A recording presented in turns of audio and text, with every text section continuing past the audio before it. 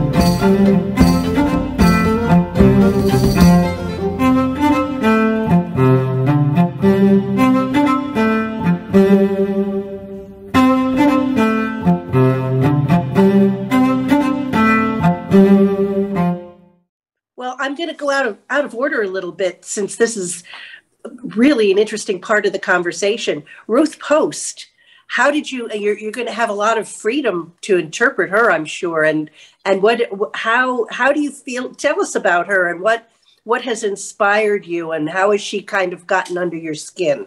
Yeah, she is, this particular work is extremely interesting because I mean, it talks about the women behind kind of the whaling industry. Such a big part of New England life, part of the New England economy. And it was also an extremely dangerous job. So you have characters, some of the women in the opera are the characters who are actually on the ship, whether they're captains' wives or whether they're women masquerading as men and, you know, kind of very actively involved in that extremely dangerous industry. Or you've got characters like myself who are, you know, essentially their wives and mothers and they're on the shore and they're taking care of children.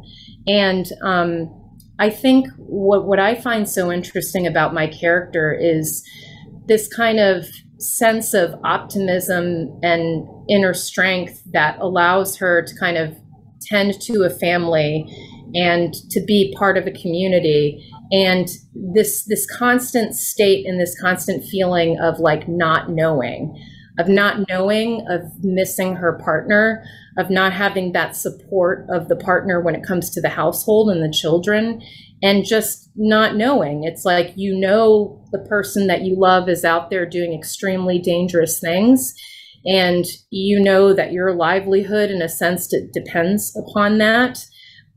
But you kind of knew what you were getting into, and you may miss them, and you may wish that they were there with you, but you essentially have to be the strong person that kind of holds down the fort and is able to kind of continue going forward into the unknown, which, you know, I mean, for all she knows, her husband is out at sea somewhere. Maybe he's alive, maybe he's not. You know, and it just has to be she has to be like have a very strong faith to be able to keep herself going through all of that. And that's what I find so interesting about her.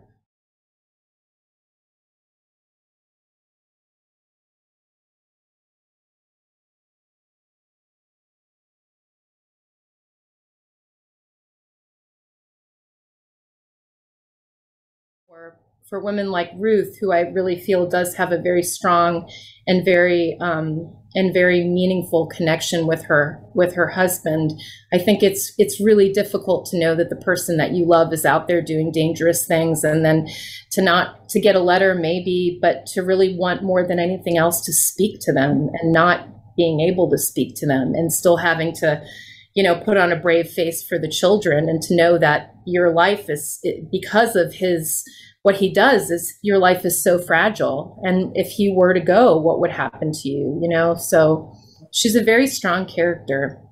It's very interesting.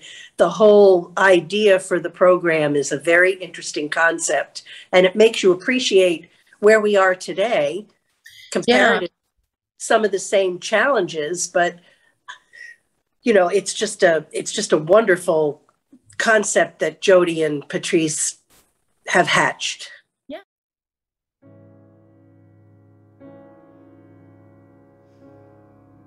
Now through a night's caressing grip, earth and all her ocean sleep, capes of China slide away from her fingers into day, and the Americas in glen coast towards her shadow line.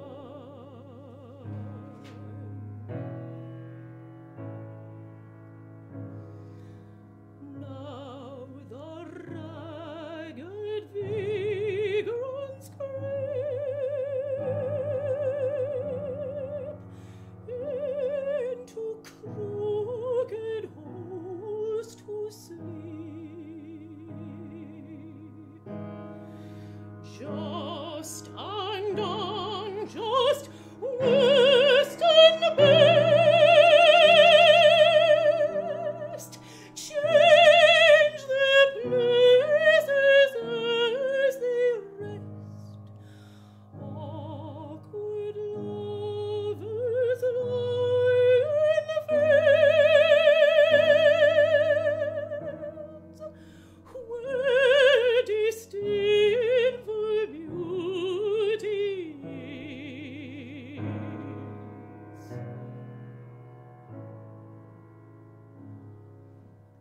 As the splendid and the proud naked stand before the crowd, and the losing game renegades, and the beggar indigents,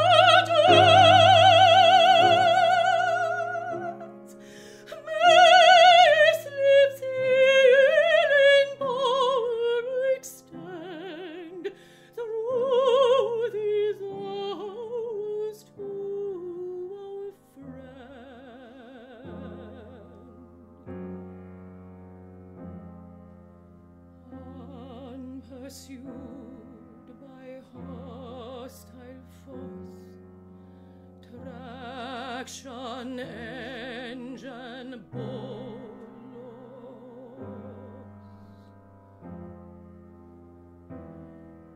Oh, revolting succubus,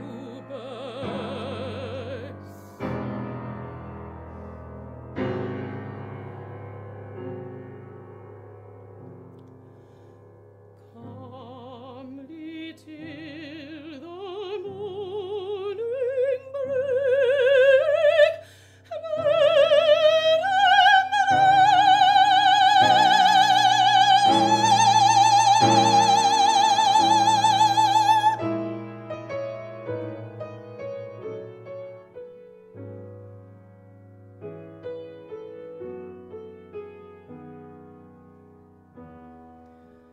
then gently wake.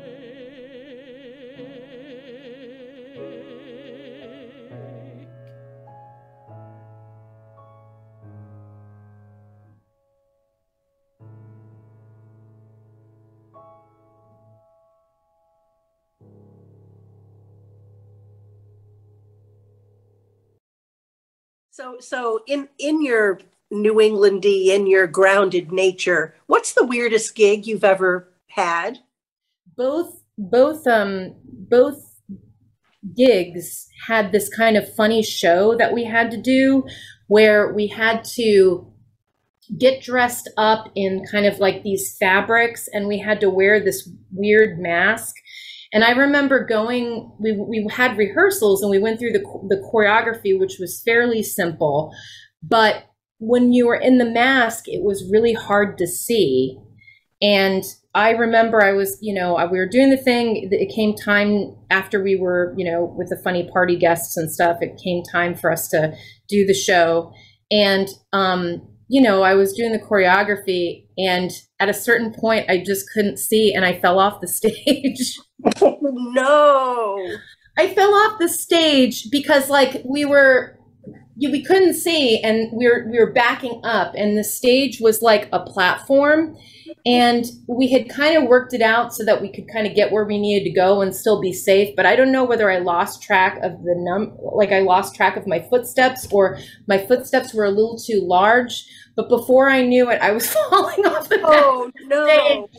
And it was fine. It wasn't a huge problem or whatever, but there was kind of I don't know if it had been videotaped or something. So people were kind of like, oh, if so-and-so sees this, he's going to completely flip out. And I was just like, I'm going backwards on a stage with a mask.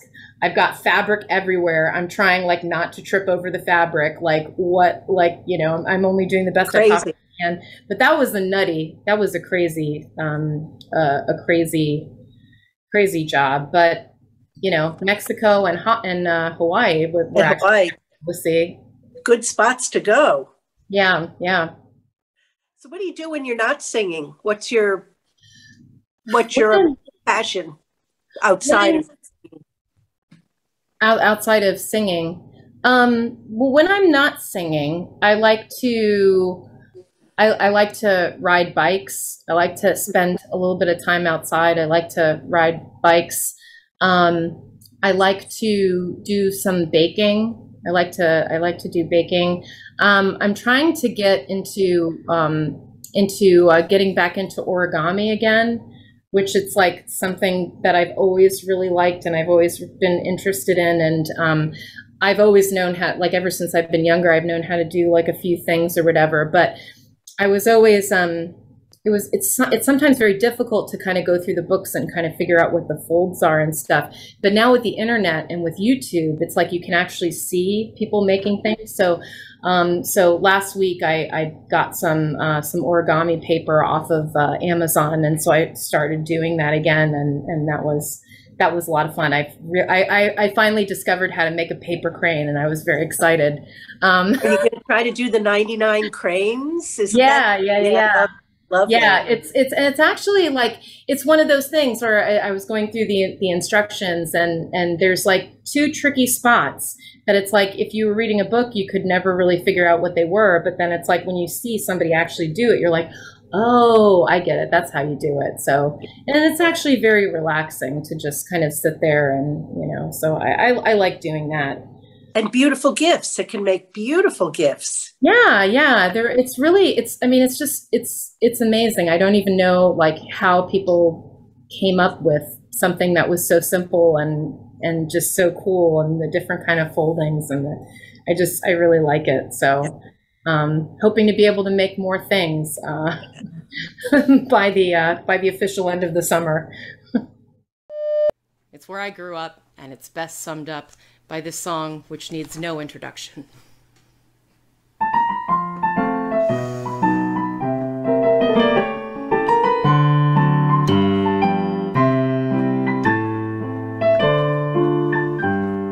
I really have a yen to go back once again, back to the place where no one wears a frown, to see once more those super special, just plain folks in my hometown.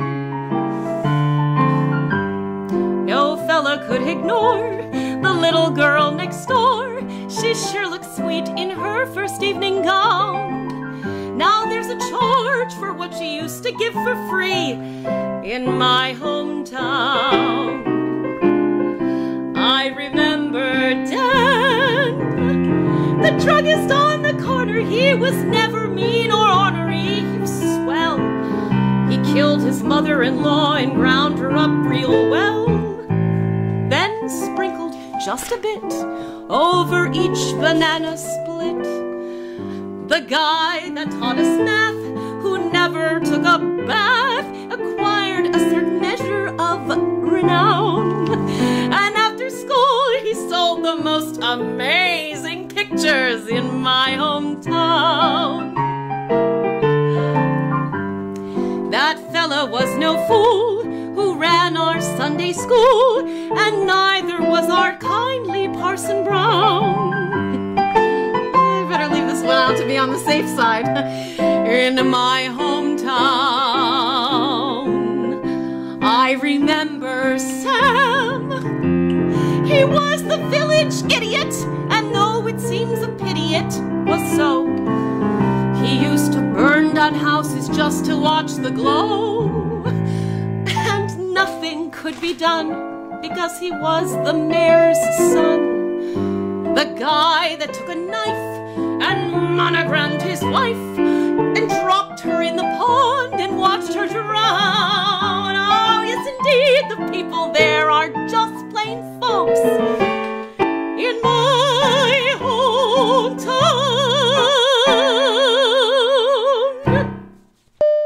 So I read in your CV, there was a wonderful line in there about how you've spanned all the different, you've talked a little bit about doing the classical art and opera and jazz and music theater, and you've kind of touched on all of them. Mm-hmm. Do you have an area that you see being more continuous throughout the rest of your career than another, or do you want to continue to be that multifaceted performer? I mean, other than my company that I created during the pandemic, which is called Cultural Wasteland, we have a kind of like a work session called Mixed Bag Mondays that's coming up, and it's all based around this idea of like, just showing up and doing the work, and showing up and doing the work like the last day of the week that you want to show up and do the work, which is probably a Monday. And it's kind of invited, open to the community, to whoever wants to come. And it's kind of like a free work session. So we're going to have a pianist and kind of a list of people who want to perform songs or want to show like whatever it is that they're working on. So if anybody wants to come or RSVP, they can just reach out to me via my website, which is www.liveinhg.com. Or they can email me directly at info@liveinhg.com. See, you're leading the wave. There you go. I love it. I love it. Yeah. Good for you. Keep blazing that trail. People will follow you in a heartbeat. Well, thank you so much.